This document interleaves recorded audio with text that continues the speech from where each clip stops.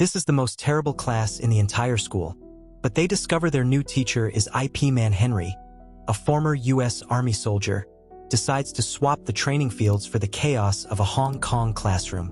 Returning to his old school, Tak Chi Secondary, he's determined to start a career as a teacher. The principal, initially skeptical of Henry's lack of experience, changes his mind upon seeing a recommendation letter signed by a bigwig. However, there's a catch. The class assigned to Henry is, without exaggeration, the worst in the school. On his first morning, Henry finds the class in absolute disarray. Students sleeping, singing, playing video games, and, of course, cooking ramen.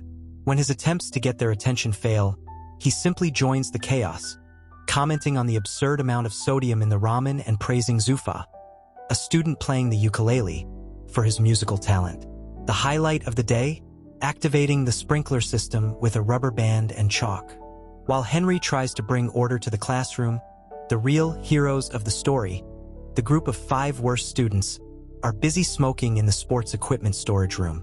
Jack, the group's leader, is teased by his friends for his secret crush on an A-grade student, while the rich kids from the basketball team play their role as snobby antagonists.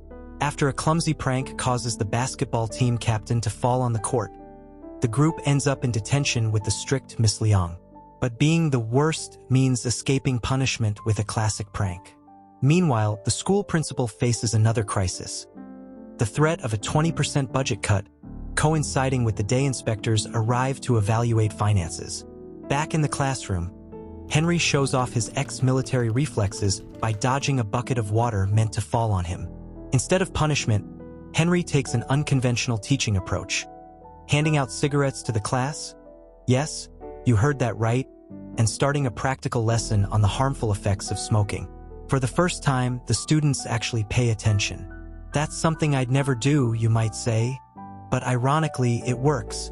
In the cafeteria, a rivalry between the worst students and the rich kids escalates into an epic food fight.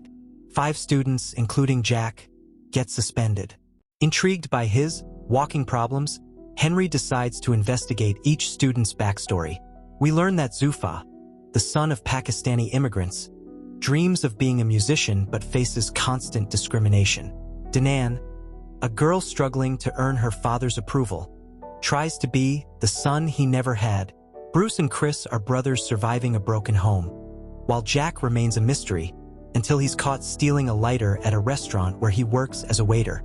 The incident earns Jack a beating and a job as a delivery boy for an MMA gambler. Meanwhile, Henry refuses to give up on his students. He finds Zufa running away after stealing concert tickets and helps him reconcile with his father. In a hilarious and inspiring moment, Henry convinces Zufa to face his fears and perform in public, in a scene reminiscent of an impromptu musical comedy. What would you do differently in Henry's shoes?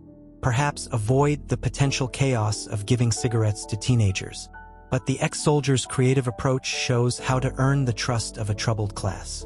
An interesting point is how the story ties the students' individual struggles to the teacher's efforts to understand them. Bruce and Chris had a peculiar routine with their father, who came home late just to ask for beer, treating his sons like bartenders. When they refuse, they're kicked out. The next day, Henry, ever the mediator, convinces the boy's father to go to rehab. Meanwhile, Danan, angry at her father's insistence that she be more feminine, rebels creatively. She puts makeup on her younger brother and tries to steal her dad's car. Before she can turn into a teenage version of Fast and Furious, Henry steps in and takes her to a go-kart track. The father-daughter rivalry on the track ends in a scare when Danan almost gets hit, making her father believe he lost her. Only then does she realize he truly loves her. A classic case of paternal love expressed through adrenaline. Meanwhile, at school, Bruce and Chris end up at a rehab center, where they discover the speaker is none other than their father. He shares his tragic story without revealing his connection to them, apologizing and leaving them in tears. On the other hand, Jack gets into trouble when forced to drug an MMA fighter on orders from the mob boss Jennying. Naturally, Jack is caught red-handed, and before he can blame the boss, he's locked in a storage closet. Henry shows up, fights professional fighters, and emerges victorious, gaining media fame as the teacher who took down a fighter to save a student. But not everything is punches and glory. Bruce, battling a pill addiction, hits rock bottom. Despite Henry's help, he attempts to end his life by jumping off his home's balcony. He survives but falls into a coma, and the media, as always, paints Henry as the villain.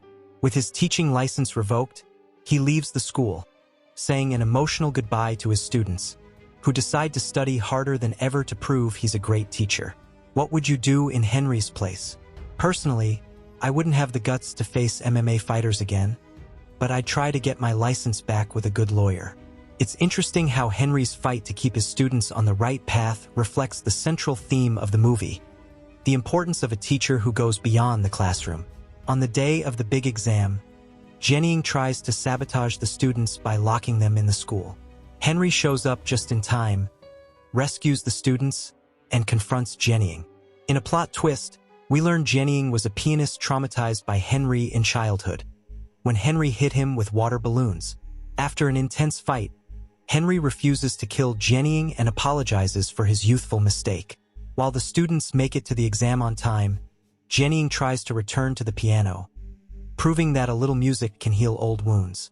Bruce recovers and promises to take the exam next year, while the school secures a financial bonus, arguably the biggest miracle of the story.